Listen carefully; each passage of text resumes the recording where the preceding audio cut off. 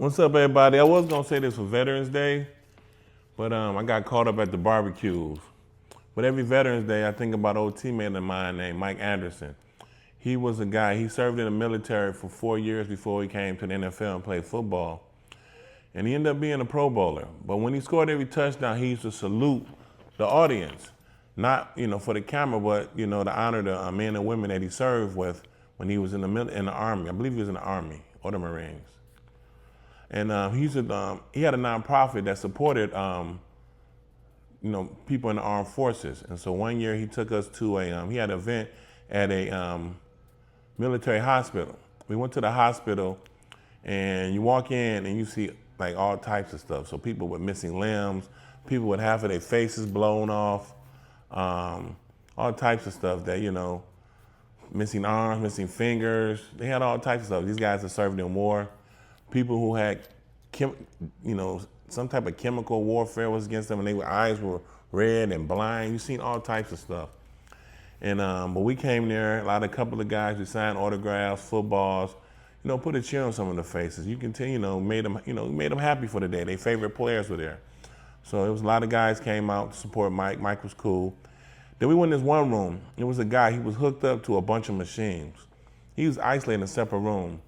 And we were talking to him, we walked in, his family was over there, sitting in the corner with his daughters and kids, and he was there, and he was laughing, happy. I think he was watching like old comedy, stand-up comedy. I think it was Richard Pryor, and he was watching, I think he was watching Richard Pryor. He was laughing, he was having a great time. We talked to him, and we found out from his wife that he was supposed to die 4 months ago, but he's been living like up to a year. So he's supposed to die 4 months ago, but he's been still, he's still living. And so he had like the best spirit out of everybody there. He was supposed to die. Everybody else, they missing arms and limbs. And I would be upset too if I was them. I would be sad. But this guy was supposed to die, and he was the happiest guy in the hospital. So we gave him, signed some autographs, took pictures with his kids, his son, his wife, and all the guys started to walk out. I had to stop and see, because I was going through something with the coach at the time that was irritating me, because I didn't like my Denver Broncos head coach. We were beefing. And I asked him, man, how are you so happy when, the news that, you can die any day now? Like, how are you so happy? And then he looked at me, he grabbed my hand and said to me, son, I didn't start living until I started dying. See, when you got more days behind you in front of you, every day is special.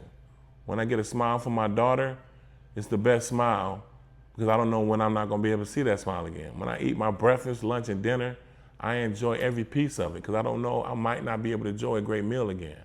When I kiss my wife, it's the best kiss in the world, because I don't know when this might be the last time I kiss her. And he said, you upset because you're dealing with this man who's ignoring you, but you get to go outside and run in the grass, go to the beach, have the sun in your face while making a lot of money. I would change places with you in a minute.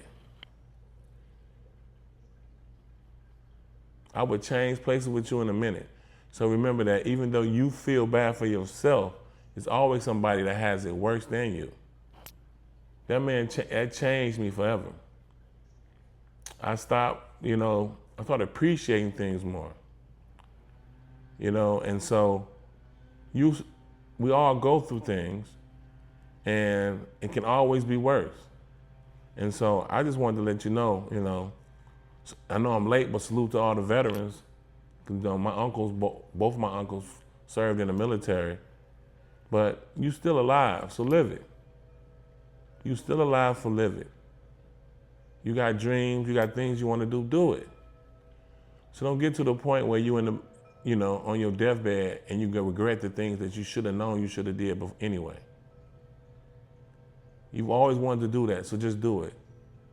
Because it can always be worse. There's always somebody in a worse situation than you are.